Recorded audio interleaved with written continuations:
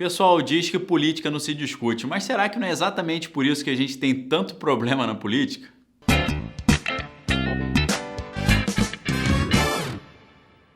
Pessoal, eu creio que o grande problema do povo achar que política não se discute e política é uma coisa de político corrupto, de coisas comprometedoras, isso está diretamente atrelado a uma visão errada do que é política.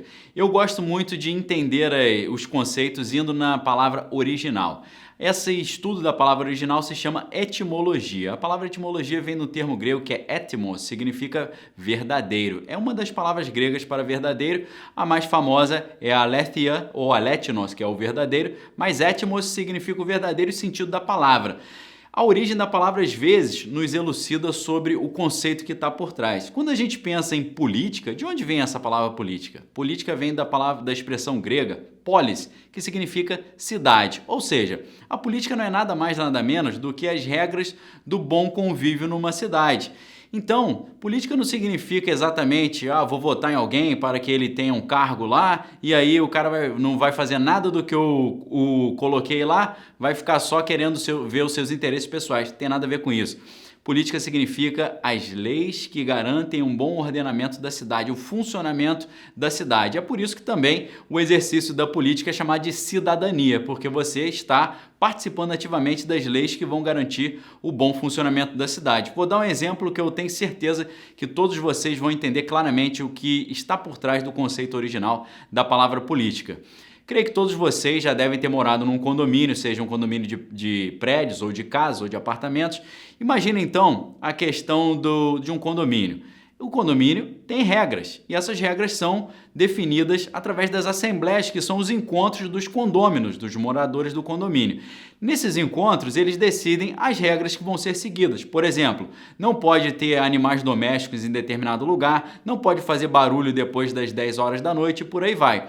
Se você não vai ao dia da reunião do condomínio e não participa, não adianta depois ficar reclamando que criaram uma regra que te atrapalha, que vai totalmente de encontro do que aquilo que você queria que acontecesse no condomínio. Não é exatamente assim que funciona? Então, política é exatamente isso. Significa quando as pessoas se reúnem para decidir as regras do bom convívio, seja num bairro, seja numa cidade, seja no estado ou seja na nação inteira. Então, pessoal, é exatamente pela aversão à política que a política acaba sendo uma confusão inteira, porque o povo não participa e depois que as regras do bom convívio são criadas, o pessoal quer reclamar e falar, mas eu não concordo com essa regra atrapalha o meu trabalho, essa regra vai de encontro à minha visão de mundo, porque eu gosto de fazer tal coisa e agora os políticos inventaram uma regra que atrapalha até o meu comércio.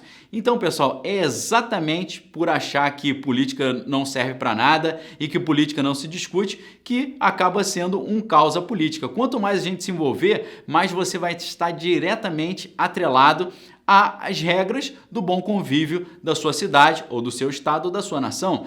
Hoje a gente tem um sistema representativo, né? Porque a gente coloca pessoas para nos representarem lá, para criar essas regras. E a gente não pode esquecer que na maioria das vezes que nós votamos em políticos, a gente está votando para pessoas exercerem um cargo legislativo. O que significa isso? Elas vão criar leis que eu e você teremos que seguir e obedecer. Agora, não é muito melhor a gente estar envolvido nesse processo de criação das leis que eu e você teremos que obedecer do que a gente falar, não, política não se discute, não me envolvo, não quero nem saber? É exatamente o contrário disso. Quanto mais a gente se envolve, mais a gente exerce a cidadania, a gente vai estar envolvido nas leis que serão criadas para o bom convívio da sociedade. Agora, a sociedade ela tem grupos, ela tem setores. A sociedade, por exemplo, tem o grupo dos idosos, tem o grupo das mulheres, tem o grupo dos jogadores de futebol, tem o grupo dos cristãos evangélicos protestantes, tem o grupo dos católicos, o grupo dos espíritas. Então, cada grupo da sociedade tem total legitimidade para eleger o seu representante e defender a sua visão de mundo. Vou dar um exemplo simples para vocês. Uma lei, por exemplo, que regula que todas as igrejas, seja ela evangélica ou protestante ou um templo espírita, precisam ter um isolamento acústico determinado, que se não tiver esse isolamento acústico, elas não podem funcionar depois do dia que a lei for sancionada. Imaginem só, se você é um cristão evangélico, um cristão católico e não ficou sabendo da produção dessa lei, de um dia para o outro você vai a um culto, a uma missa e a igreja vai estar fechada porque ela não tem a certificação que foi escolhida entre os membros do Poder Legislativo. É isso que acontece quando você não se envolve, não está a par do que está acontecendo na política. Então, assim como a palavra grega ensina, política significa as regras do bom convívio. Tem muito a ver com a palavra ética.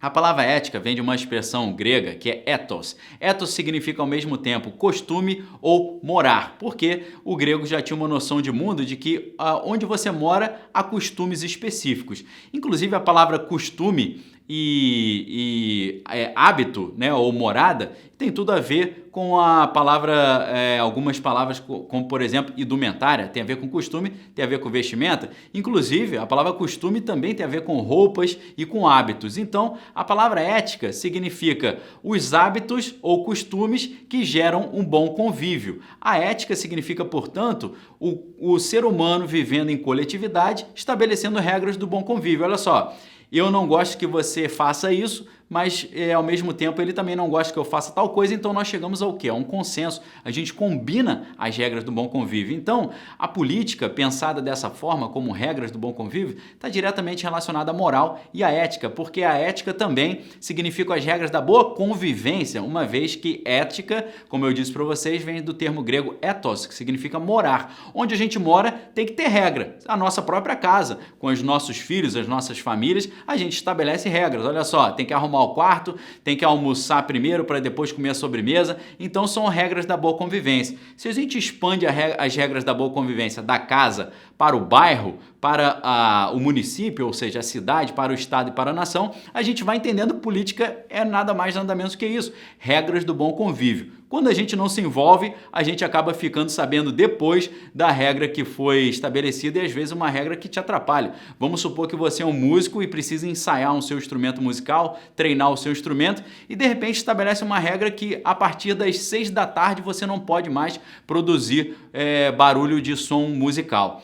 Você não vai poder treinar o seu instrumento depois que você chega do trabalho. Você pensa assim, que absurdo, deveria ser depois das 10 da noite, mas o que eles vão falar para você? Você não esteve na reunião do condomínio, na assembleia dos condôminos, agora não adianta mais, só na próxima reunião. É isso, exatamente isso que acontece quando você fala assim, eu não me interesso por política, eu não quero nem saber, política é só confusão e política não se discute, eu não me envolvo com isso.